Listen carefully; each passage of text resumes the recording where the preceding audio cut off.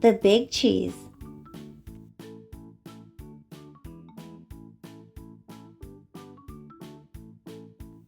Written by Jory John and illustrated by Pete Oswald. Curds on way. They call me Cheese, the big cheese. Oh, say it with me, please. The big cheese! Ta-da! You better believe it. That's right, folks. I'm the biggest, cheesiest piece of cheddar around. I'm really something to behold. Take a good look at me. Are you seeing what I'm seeing? Have you ever observed a more impressive cheese in your life? It's not just my stature either. It's my presence, my vibe, the energy I emanate, the excitement I exude. It's the way I fill a room, or a theater, or a stadium. Wherever I go, I cause a fuss.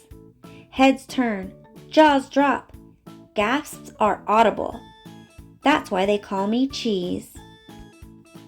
Oh, say it with me, please. The big cheese. Ta-da! You'd better believe it. How did I get such a good, or should I say Gouda, reputation? Well, I wasn't always a big shot. I grew up on a crowded platter in a tiny kitchen. I was an unremarkable little curd. We lived quiet lives of pasteurization. But I wasn't happy with the status quo. Oh no. I wanted to make a big old name for myself. So I resolved to become a big cheese. I wanted the praise, the cheers, the spotlight, the attention, the ovations, the celebrations. I set to work, and before long, I was on the fast track to success. I dressed to impress. I shredded the competition. I stole every show. And then I'd brag nonstop to anyone who'd listen. Hey, did you see me score that goal while I was literally yawning? What was the secret to my success? Well, I stuck to the things I was good at. That way, I couldn't possibly fail. Did it get a little boring, never trying anything new?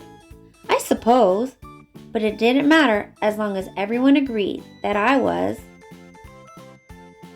Oh, say it with me, please. The big cheese. Ta-da! But then, one fateful day, I met Wedge. He was new in town, and he seemed to be my exact opposite in every way. He was quiet. I was loud. He was shy. I was bold. While I dominated conversations, he kept to himself. I didn't pay him much attention at first, because why would I? I was too preoccupied with being the center of my universe. But then, without warning, everything changed. Here's what happened. Every summer, our tiny village staged an all-day cheese-cathlon. Guess who had first-place trophies from the last 6 years? Oh, say it with me, please. The big cheese. Ta-da! You'd better believe it. This year's opening ceremony started at 5 a.m. sharp. I was fully primed and prepared to prevail. First up was a foot race, and I zipped into the lead. Within seconds, though, there was someone on my heels. I could hear his breath, the pitter-patter of his agile feet. It was Wedge! I could not believe it! Oh, he was fast. Not just fast, but skilled, disciplined. He paced himself. We were neck and neck for most of the race, but when I slipped on a rogue pebble, Wedge swerved, sped up, and beat me by a nose. A cheese nose! For the first time, I'd come in second place. Oh, the indignity!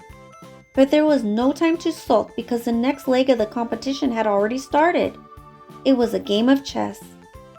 Before I could blink or think, Wedge had taken my king in 4 moves and, while I was busy protesting to the judges, he'd already moved on. The following events were a blur of loss after humiliating loss. Hat making, sheep herding, bread buttering, It turned out that Wedge was quietly excellent at everything. Even when he won, though, he didn't gloat. He was so humble. It was odd. It was disconcerting. It was absolutely baffling. Finally, I watched in dismay as Wedge trounced me one last time, and the day came to a bitter end. Well, bitter for me, at least. I went through every possible emotion. Arg! Rah! No! Boo! Wah! Until I'd finally exhausted myself. And as I lay in the muck, I heard a thunderous voice making the dreaded announcement. First place goes to newcomer Wedge Wedgman! Whoomp. The crowd roared its approval.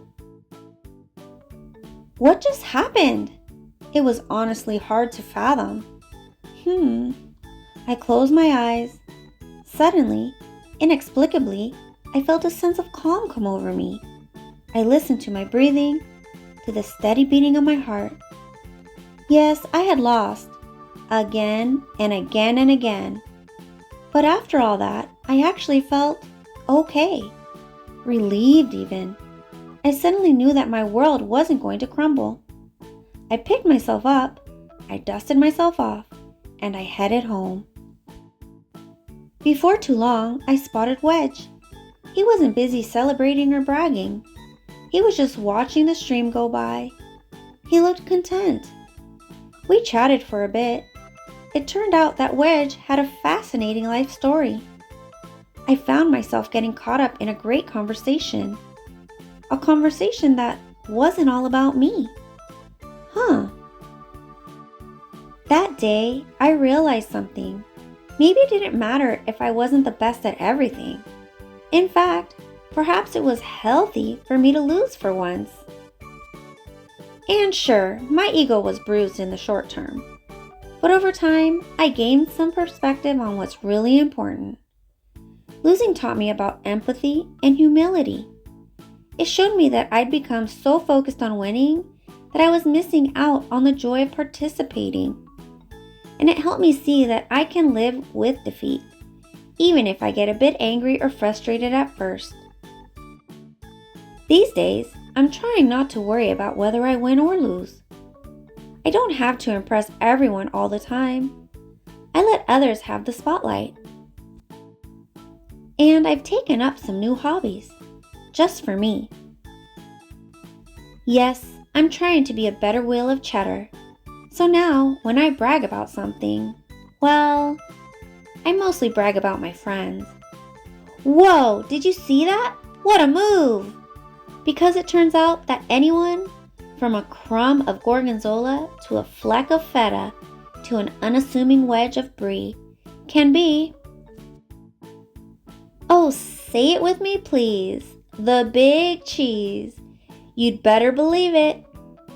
Ta-da! Ta-da! Ta-da! Ta-da! Ta-da!